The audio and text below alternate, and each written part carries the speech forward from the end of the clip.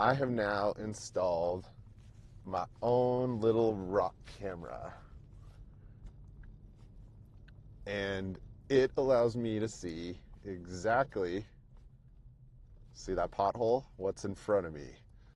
And there is the new Rockcon camera, and I want to show you guys just how close that stuff is to the front end. I mean, it's right there.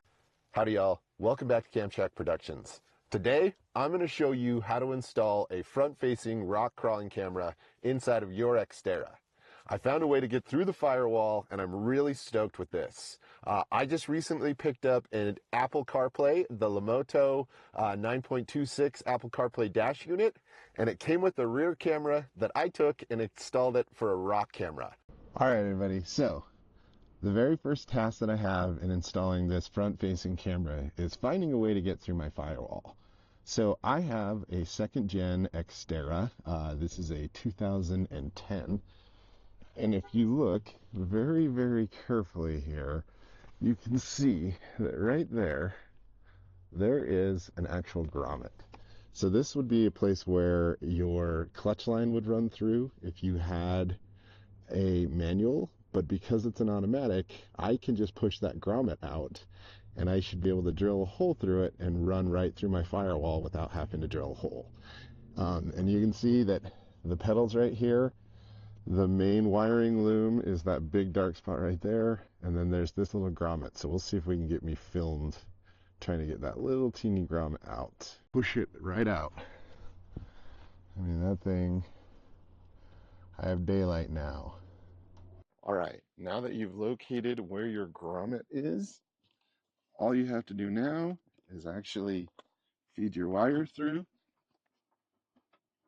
And I recommend just feeding a bunch of it through so you don't have to find it later. Now, you can just pull your wire where you need it to go. All right, and now just take, and you gotta work that grommet until you get it back in. Once you do, you have a pretty nice spot that will seal up that you can actually run your wire through. Not bad. All right, y'all, so you can see I ran my wire, and I actually ran it underneath this condenser piece. I have it here, and I plan on running it down right in through here. But I have plenty of cable to run through, so I'm going to run it down, and then we will plug it in and position it. Then we'll zip tie everything down inside of this battle beast. All right, y'all, so you can see I actually duct tape this, and I want to make sure that I go through and I use duct tape to get the position of the camera where I want it to be.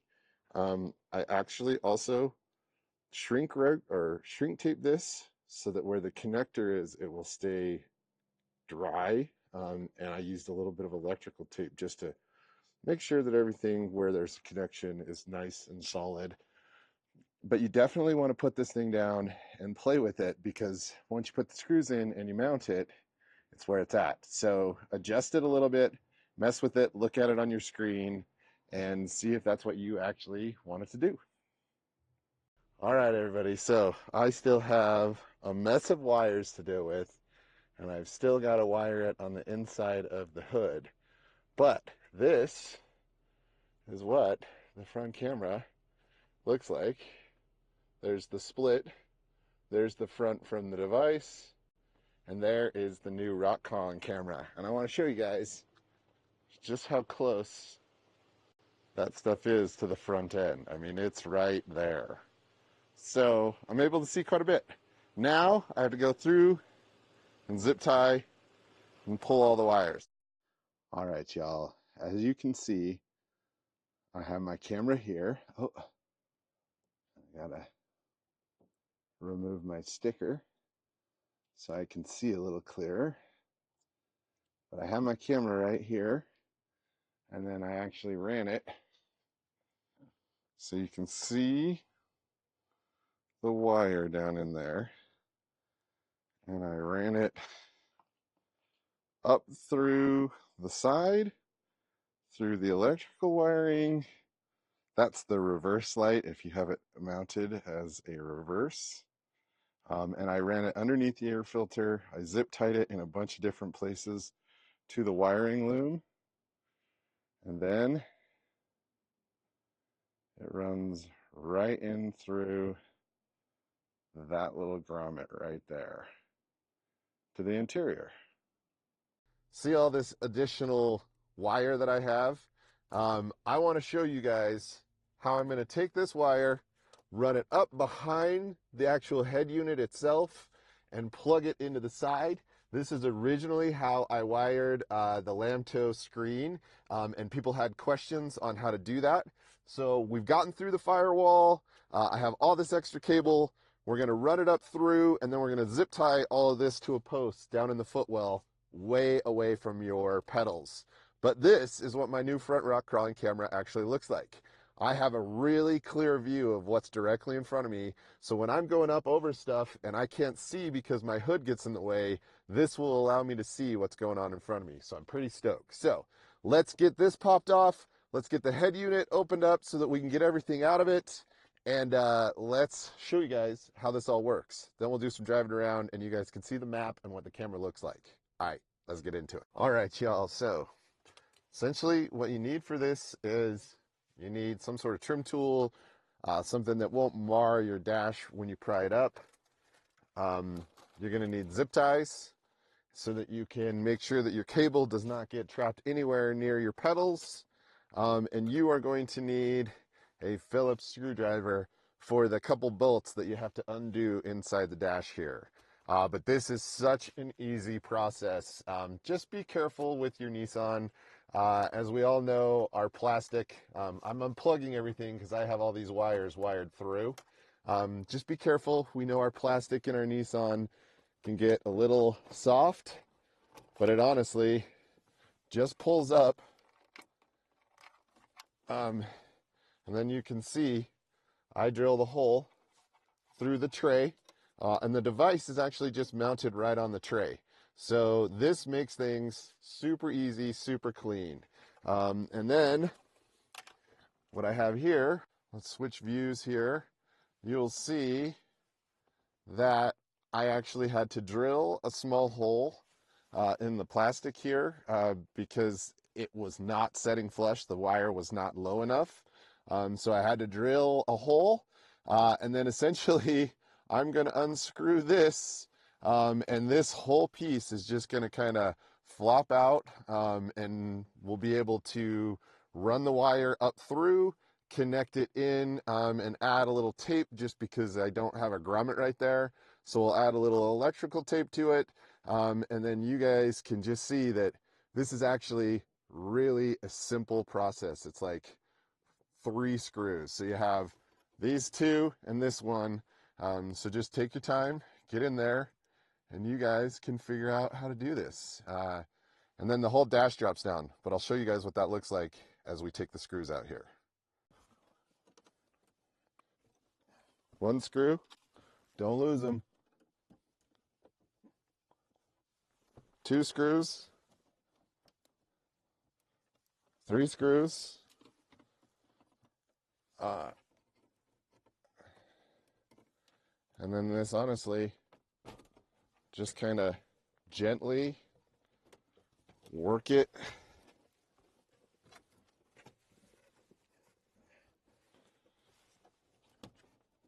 up. See how the whole thing comes off? So gently just work it up and up, and then you just have to set it someplace where you can now reach down through. As you can see, this is just sitting on my shifter. Be careful, you don't want to unplug all the airbags and everything, but it just gives you a nice clean line that you can run your wires. And these are my original wires that came in, and I just have them coming up through the bottom here. in through the head unit and through the holes that I drilled into the top right there. So really not a hard process. And I would highly recommend taking the time to do this. That way you don't have a bunch of wires hanging all over the place, running around, anything like that. You've just got a nice clean setup. So let's run the wire through. So I will just push them up through the bottom, and then right in here, I'll zip tie them to something where they're away from the pedals and they can't get stuck down. So we'll deal with all this loose wire once we actually get our connection up through the bottom here.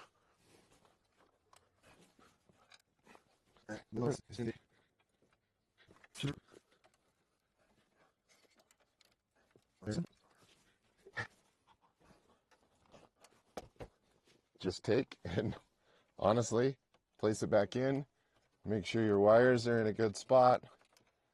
Make sure you got your tape and everything around your wires. Doesn't have to be super crazy, but that way when it's winding or bumping around, you don't have it hopefully fraying off on you. Because we do not have a rubber grommet in there. And then you just take your screwdriver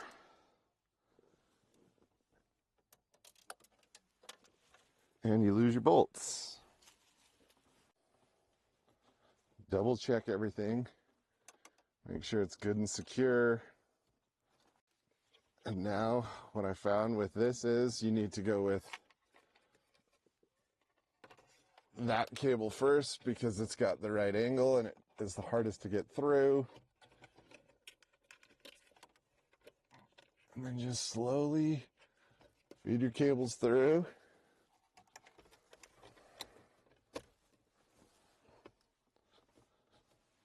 And voila, that part is done. We'll plug them in and then we'll deal with the wires down in the bottom.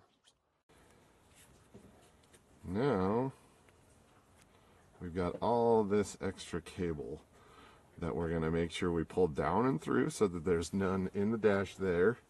And we will wire it, and I'm probably going to actually take it and wire it on this side into the wiring harness over here and just zip tie it to that. I'll show you guys what I come up with once I'm done here. Okay, everybody, so this is actually where I ran my wire, and then you can see I just coiled it and zip tied it.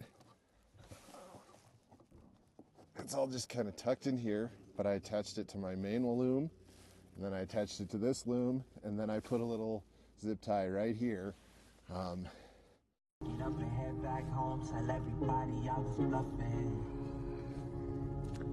Maybe I'll just get out my head and focus on what I know's coming. I hope you guys can see this. Here. Turn off the music. So, people were definitely asking what the map function looks like.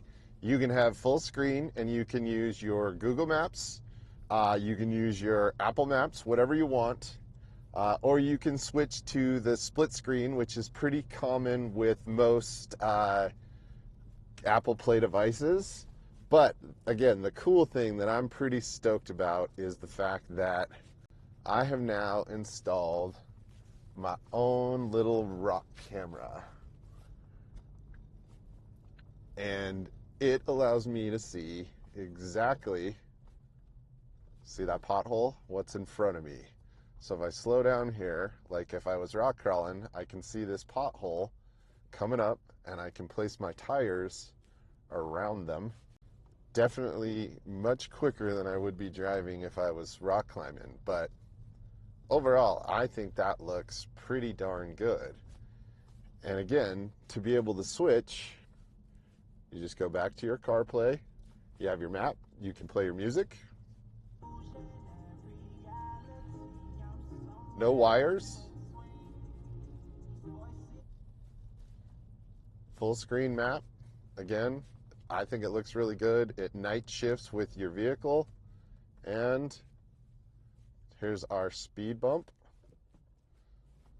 And again, I might need to adjust this, but what I'm really thinking it will work well on is when I get in those steep pitch angles that you get when you're rock crawling. We'll use this nice steep driveway to turn around. So again, if I go up this driveway, I can't really see. I mean, it's really hard to tell what's directly in front of me, but if I use the camera, I have a really good view of exactly what is in front of me. And I think that is pretty great because from where I'm sitting, you can't really see it all. So I'm just waiting for some people to walk behind me that are walking their dog. But with the camera, I've got a view of the bottom of the garage, everything that's basically directly in front. That little piece in the corner is actually my license plate cover. So again, overall, I am really stoked with this. Taking a reverse cam I didn't need and turning it into a dash cam. And you know, y'all, you can't go wrong on a beautiful day like this, right? Not bad at all. And I mean, you can see that I can tell that there's a curb. And then I'm going to run right over the corner of this big ice block here.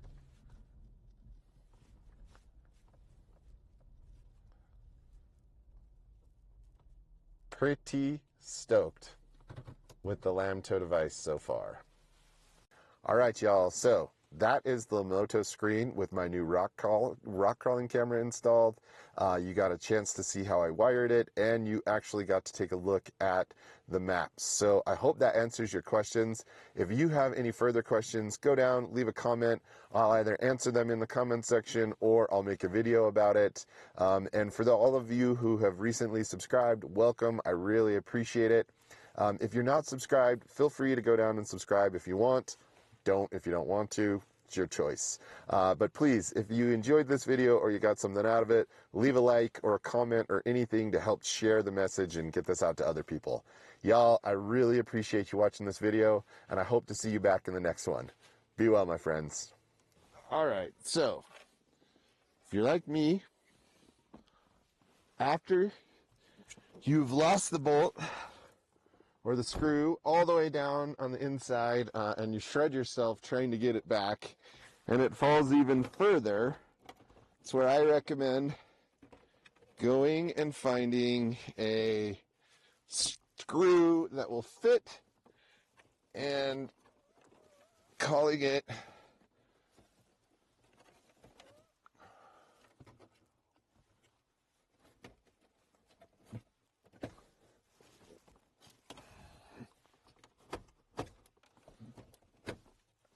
it quits.